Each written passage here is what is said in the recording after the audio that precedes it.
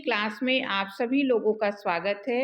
बच्चों, आज हम कक्षा 12 में आपका जो गद्य गरिमा है उसमें एक महत्वपूर्ण चैप्टर है निंदा रस, जिसे हरिशंकर परसाई जी ने लिखा है। आज हम उसके महत्वपूर्ण गद्यांशों को पढ़ेंगे, उसके अर्थ को समझेंगे और उस पर आधारित प्रश्नोत्तर को करेंगे।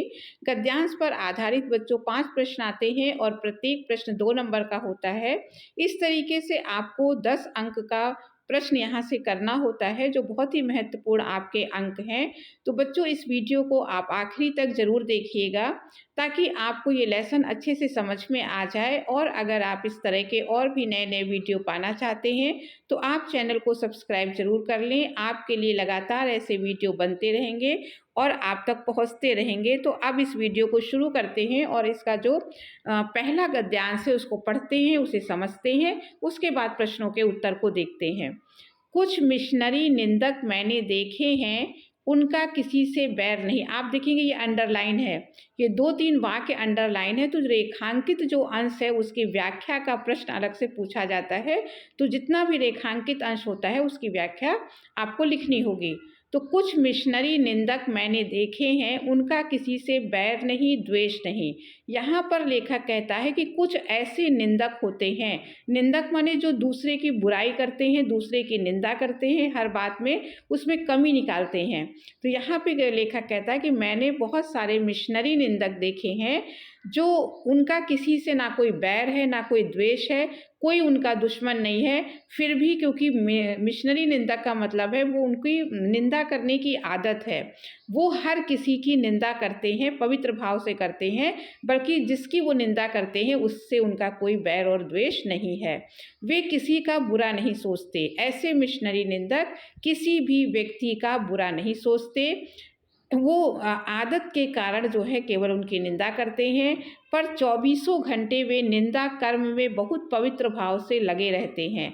लेकिन उनकी ये आदत होती है निंदा करना, कोई उनका बुरा वो किसी का नहीं चाहते हैं, लेकिन 24 घंटे निंदा कर्म में, निंदा के कार्य में वो बहुत ही पवित्र मन से, पवित्र भाव से वो लगे रहते हैं। तो यहाँ पर कहने का मतलब ये है कि कुछ निंदक ऐसे होते हैं जिनका कोई दुश्मन नहीं है, जिनसे उनका कोई बैर नहीं है, कोई द्वेष नहीं है, फिर भी क्योंकि उनकी आदत है निंदा करना, निंदा किए बगैर वो रह नहीं सकते हैं, इसलिए वो हर किसी की निंदा करने में 24 घंटे लगे रहते हैं। उनकी नितांत निर्लिप्तता, निष्पक्षता इसी से मालूम होती है कि वे प्रसंग आने पर अपने बाप की पगड़ी भी उसी आनंद से उछालते हैं जिस आनंद से अन्य लोग दुश्मन की। अब उनके बारे में यहाँ पे लेखक कहता है कि वो निंदा करने के कार्य में इतने निर्लिप्त होते हैं, उसमें इतने मग्न भाव से लगते हैं और इतना निष्पक्ष होते हैं कि अगर मौका लगे तो वो अपने बाप ने अपने पिता की भी निंदा करने से चूकते नहीं हैं। उसकी निंदा, अपने पिता की निंदा करने में भी उनको इतना आनंद मिलता है जिस आनंद से अन्य लोग दुश्मन की निंदा करते हैं। तो मिशनरी निंदकों का कोई दुश्मन नहीं होता है, लेकिन निंदा उनकी आदत है, तो अपने दूसरों की जैसे निंदा करते हैं, उसी खुशी से वो अपने पिता की भी निंदा करते हैं। निंदा इनके लिए टॉनिक होती है।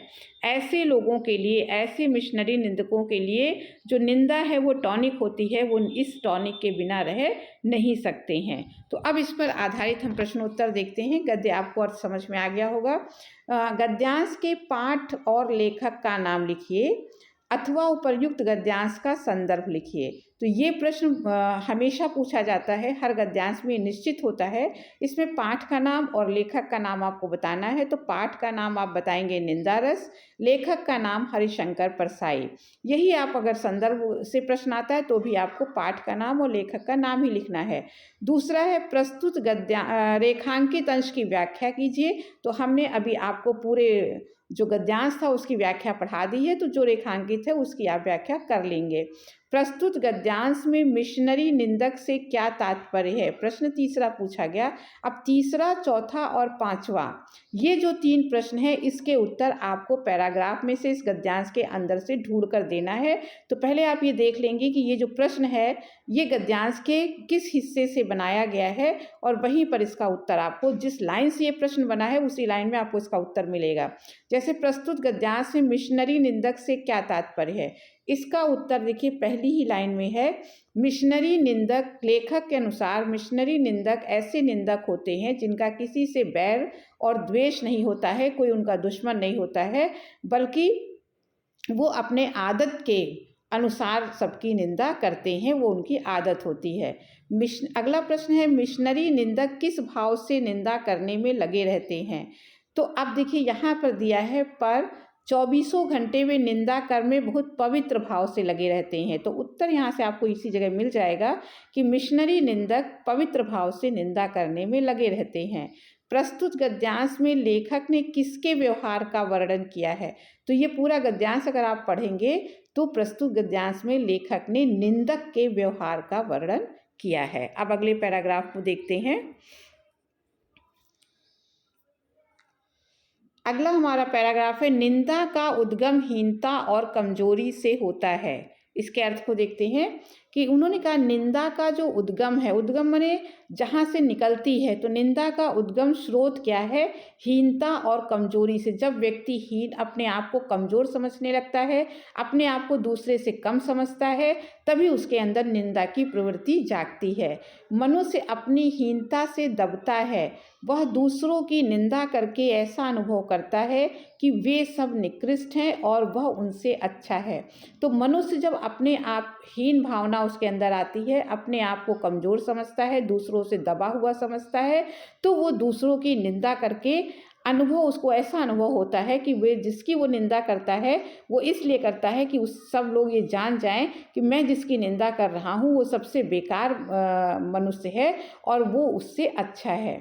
उसके अहम की इससे तुष्टि होती है। तुष्टि माने संतुष्टि। इससे उसका जो अहंकार है वो संतुष्ट होता है। बड़ी लकीर को कुछ मिटाकर छोटी लकीर बड़ी बनती है।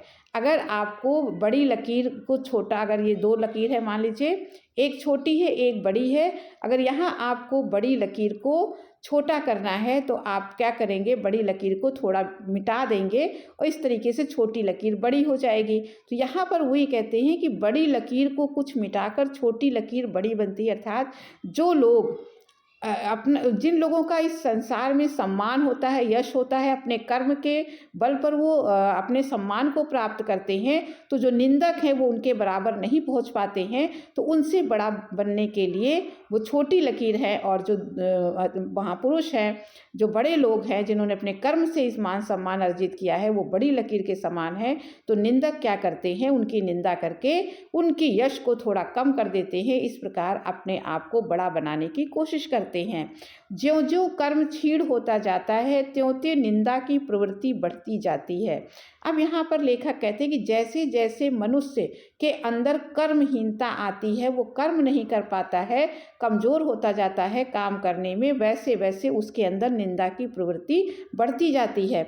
वो चाहे तो जो व्यक्ति कर्म करके ऊपर बढ़ा है वो उससे ज़्यादा कर्म करके उससे ऊपर बढ़ सकता है, लेकिन क्योंकि वो कर्म नहीं करता है तो वो व्यक्ति उसकी निंदा करता है। कठिन कर्म ही ईर्ष्या, द्वेष और उससे उत्पन्न निंदा को मारता है। निंदा कब समाप्त होगी? जब कठिन कर्म के द्वारा हम निंदा और ईर्ष्या द्वेष को समाप्त कर सकते हैं। इंद्र बड़ा ईर्ष्यालु माना जाता है क्योंकि वो निठल्ला है। अब यहाँ लेखक कहते हैं जो इंद्र देव हैं वो बहुत ही ईर्ष्यालु माने जाते हैं। जो व्यक्ति बहुत ही कर्म करता है, कठिन कर्म करता है, इंद्र उससे ईर्ष्या करते हैं कि कहीं ये मेरी पदवी को ना ले ले, क्योंकि वो निठल्ला है, वो कर्म नहीं करता है। स्वर्ग में देवताओं को बिना उगाया अन्न, बे बनाया महल और बिन बोए फल मिलते हैं। अब यहाँ पर उन्होंने कहा कि जो इंद्र है वो निठल्ला है, काम नहीं करता है, इसलिए उसको सबसे ईर्ष्या होती है। स्वर्ग में देवताओं को बिना उगाए हुए अन्न मिल जाता है, बिना बनाया हुआ महल और बिना बोए फल मिल जाते हैं, अर्थात बिना कर्म के ही सब सुविधाएं उनको प्राप्त होती हैं।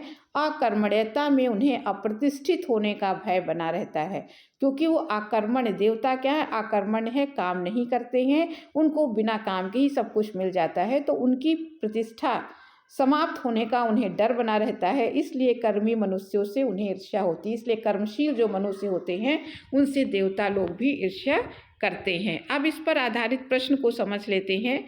पहला देखिए प्रश्न है इसमें गद्यांश के पाठ और लेखक का नाम लिखिए। ये निश्चित है, ये हमेशा आता है। तो गद्यांश के पाठ का नाम है निंदारस, लेखक का नाम है हरिशंकर परसाई। उपर्युक्त गद्यांश का संदर्भ लिखिए, इसका भी उत्तर वही है। रेखांकित अंश की व्याख्या, अब व्याख्या मैंने समझा दी, आप उसको कर लेंगे। बड़ी लकीर को कुछ मिटाकर छोटी लकीर बड़ी बनती है, इसमें कौन सा भाव निहित है? इसको मैंने बड़ी लकीर और छोटी लकीर वाले में आपको बता दिया था कि बड़ी लकीर जो कर्म के द्वारा अपने महत्ता को स्थापित करते हैं, अपने महानता को स्थापित करते हैं, उनको निंदक लोग उनकी निंदा के द्वारा उनकी महत्ता को कम करके अपने को ऊंचा दिखाने की कोशिश करते हैं। निंदा की प्रवृत्ति कब बढ़ती है?